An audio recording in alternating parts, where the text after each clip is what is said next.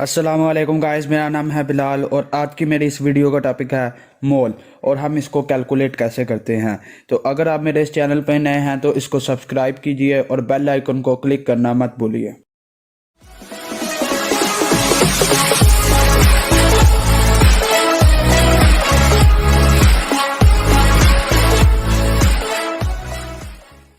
जैसा कि आपको पता है कि एटम का साइज़ जो कि वो बहुत ही छोटा है और हम उसको अपनी नेकेड आई से देख भी नहीं सकते, उसके लिए हम इलेक्ट्रॉन माइक्रोस्कोप का इस्तेमाल करते हैं। तो ऐसा इसलिए कोई भी ऐसा बैलेंस नहीं है जिसकी मदद से हम एटम का जो मैस है उसको उसका यानी कि वजन कर सके।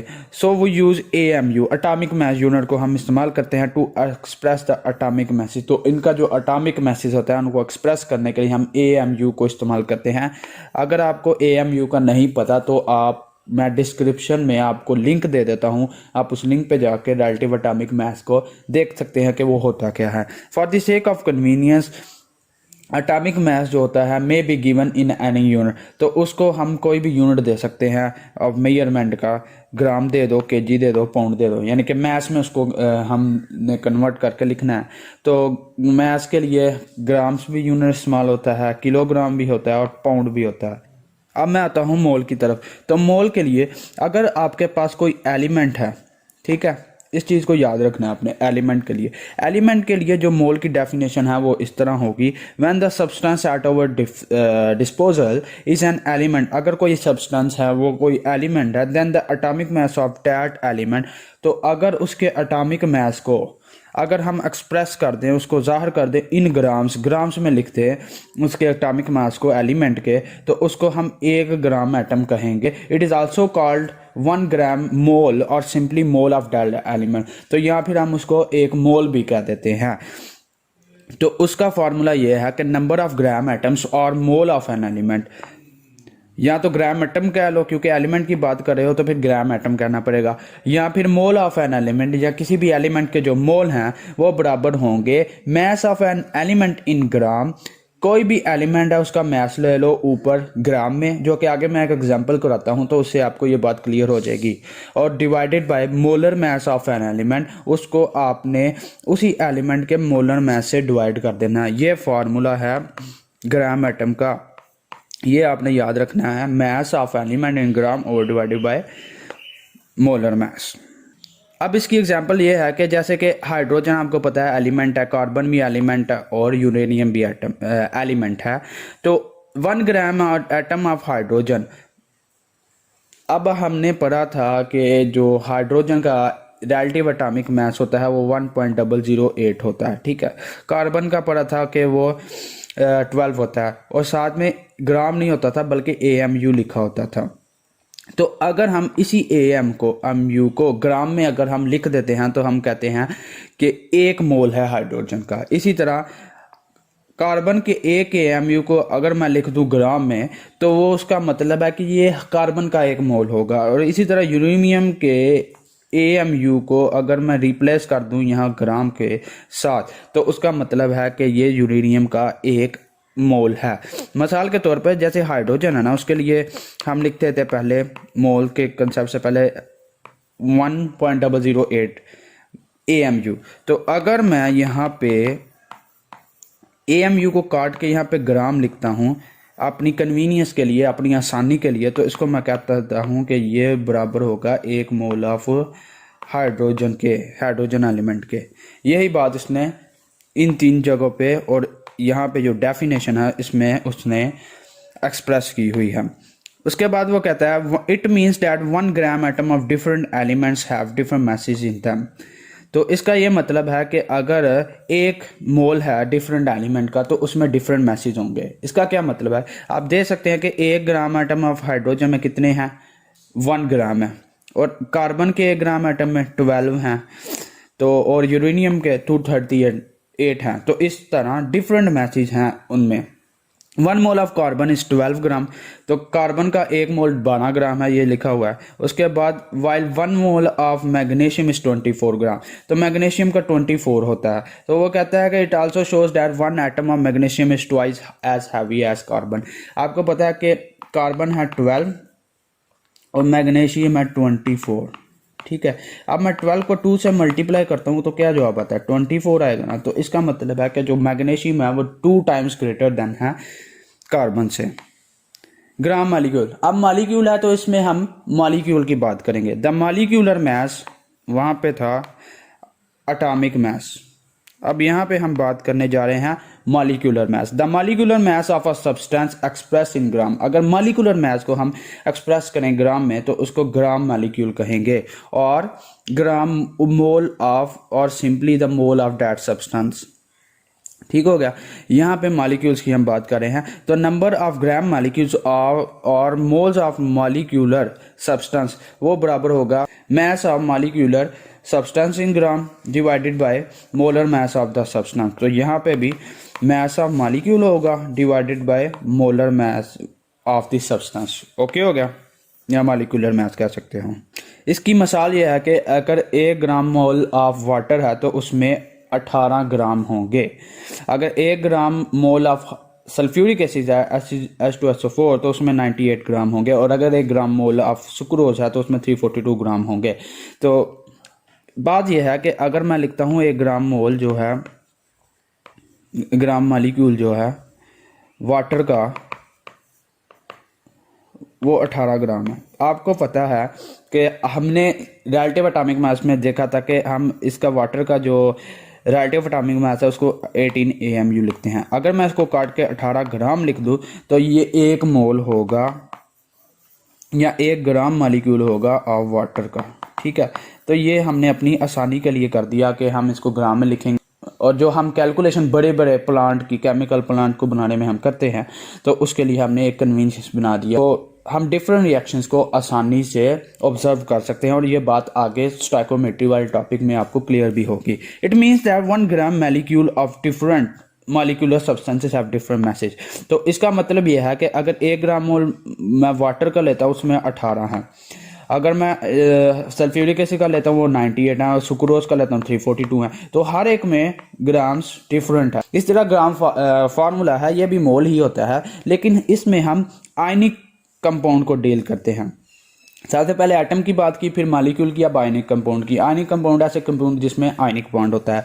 The formula unit mass of an organic compound, और जैसे कि एलिमेंट के लिए एटॉमिक मास कहते हैं, मॉलिक्यूल के लिए मॉलिक्यूलर मास कहते हैं, इसी तरह आयनिक कंपाउंड के लिए हम फार्मूला यूनिट कहते हैं। तो अगर फार्मूला यूनिट मास को हम एक्सप्रेस कर दें आयनिक कंपाउंड के फार्मूला यूनिट मास को अगर हम ग्राम्स में लिखें तो उसको हम ग्राम फार्मूला या मोल कहते हैं उसका। Since ionic compounds don't exist in molecular form, therefore sum of atomic masses of individual ions give the formula mass। तो वो कहता है कि जो आयनिक कंपाउंड्स हैं वो मॉलिक्यूल की फॉर्म में एग्जिस्ट नहीं करते, इसीलिए जो इनके एटॉमिक मैसेज का सम होता है वो ही फार्मूला मैस होता है। ये बात जैसे NaCl है तो वो कहता है ये मॉलिक्यूल नहीं है बल्कि ये एक आयनिक कंपाउंड है, मॉलिक्यूल्स की फॉर्म में ये एग्जिस्ट नहीं करता। तो इसका मतलब यह है कि वो कहता है कि अगर आपने इसका फार्मूला मैस कैलकुलेट करना है तो इसके जो इंडिविजुअल एटम हैं उनका सम कर लो। वो कैसे, जैसे यानी कि Na+Cl करो। Na का क्या है 23 और क्लोरीन का क्या है 35.5 and the answer will be equal to 58.5 gram पर मोल। इस तरह आप लोग फार्मूला मैथ्स को कैलकुलेट कर सकते हो, और इसका फार्मूला उसने लिख दिया है कि नंबर ऑफ ग्राम फार्मूला और ग्राम और मोल ऑफ अ सब्सटेंस। तो ऊपर आपने mass of ionic compound divided by mole formula mass. इसकी एग्जांपल ये है कि एक ग्राम फार्मूला जो NaCl का है उसमें 58.5 ग्राम्स होते हैं, ये मैंने आपको करके भी दिखाया। 1 ग्राम फार्मूला जो सोडियम कार्बोनेट है उसमें 106 होते हैं, उस तरह सिल्वर नाइट्रेट में 170 होते हैं। इसीलिए इनको AMU से ग्राम में कन्वर्ट कर दो तो उसको 1 मोल कह देते हैं। उसके बाद अगर हम आयनिक स्पीशीज़ की बात करें, फिर इधर पहले हमने बात की थी आयनिक कंपाउंड की, अब हमने बात करनी है आयनिक स्पीशीज़ की। अगर हम आयनिक मास ऑफ आयनिक स्पीशीज़ को, यहाँ पे आयनिक मास होगा और आयनिक स्पीशीज़ होगा, अगर हम उसको एक्सप्रेस कर दे ग्राम में तो उसको ग्राम आयन कहते हैं। और number of gram ions of moles of ionic compound वो बराबर होगा मास ऑफ आयनिक कंपाउंड के डिवाइडेड बाय फार्मूला मास के। ओके हो गया। हम अगर एटम की बात करते हैं तो उसके लिए हम कहते हैं एटॉमिक मास। जब हम मॉलिक्यूल पे आते हैं, मॉलिक्यूल्स पे आते हैं उसके लिए मॉलिक्यूलर मास कह देते हैं। इसी तरह आयनिक कंपाउंड पे आते हैं तो फार्मूला यूनिट मास कह देते हैं। उसी तरह हम अगर आयनिक स्पीशीज़ पे हैं तो उसके लिए हम फार्मूला मास कह देते हैं। तो ये चीज़ें आपको बस याद रखनी है। बल्कि अगर हम एटॉमिक मास को ग्राम में लिख दें, इस तरह मॉलिक्यूलर मास को लिख दें ग्राम में, उसी तरह फार्मूला मास को लिख दें और फार्मूला यूनिट मास को ग्राम में लिख दें तो उसी तरह मोल की डेफिनेशंस बन जाती हैं। अब ग्राम आयन की वो एग्जांपल दे रहा है, OH नेगेटिव है ये देखें, उसके बाद सल्फेट है, कार्बोनेट है, तो उनके आगे ग्राम दे दिए हैं। मोलर मास तो इसी तरह जैसे एटम के लिए हमने पढ़ा atomic mass, molecular mass, molecule के लिए फार्मूला मास, हमने उसके लिए पढ़ा आयनिक कंपाउंड के लिए और आयनिक मास भी इसे कह सकते हैं फार्मूला मास को। ऑफ द सब्सटेंस को अगर हम ग्राम्स में लिखते हैं तो उसको molar mass of the substance कह देते हैं। तो इन सब के लिए उसने एक कॉमन वर्ड इस्तेमाल किया कि ये सारे जो एटॉमिक मास है उसको भी आप मोलर मास कह देते हो, मॉलिक्यूलर मास को भी कह देते हो और फार्मूला मास को भी हम कह देते हैं कि मोलर मास है अगर उसको हम ग्राम में एक्सप्रेस करें। उसके बाद आते हैं एग्जांपल के ज़रिए आपको समझाता हूँ, चीज़ें आपको ज़्यादा क्लियर हो जाएंगी। वो कहता है कैलकुलेट द ग्राम एटम या मोल्स को आप फाइंड आउट करो। दो आगे क्वेश्चन दिए हैं, अगर मास ऑफ सोडियम दिया हुआ है एक में मास ऑफ सिलिकॉन दिया हुआ है, तो पहले ए पार्ट को हासिल करता हूँ। आपने क्या करना है, मोल को फाइंड करना है। ये फार्मूला आप जेन में रख लीजिए, मोल्स बराबर है मास ओवर मोलर मास।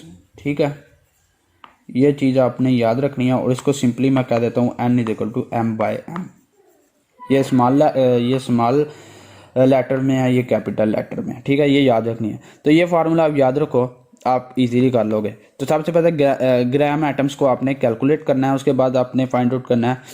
और सोडियम का एटम दे दिया उसने हमें, ये एटॉमिक स्टेट है, ये भी याद रखना। एटॉमिक मास इसलिए यूज़ करेंगे। उसके बाद मास जो दिया हुआ है वो 0.1 ग्राम है। अब क्या मालूम करना है, number of moles. Number of moles होता है मास ओवर मोलर मास। ठीक है, ये मास तो उसने दे दिया लेकिन मोलर मास नहीं है। मोलर मास का हमें पता होता है कि जो सोडियम का आप पीरियोडिक टेबल से भी दे सकते हैं। एटॉमिक सोडियम का जो मोलर मास होता है वो 23 ग्राम पर मोल होता है। ठीक है, तो अगर इस फार्मूले में पुट करता हूँ M ओवर मोलर मास, तो मास कितना था 0.1 ग्राम और मोलर मास कितना 23। इस तरह मेरे पास जो आंसर आएगा वो होगा 4.35 मल्टीप्लाई बाई 10⁻³ मोल।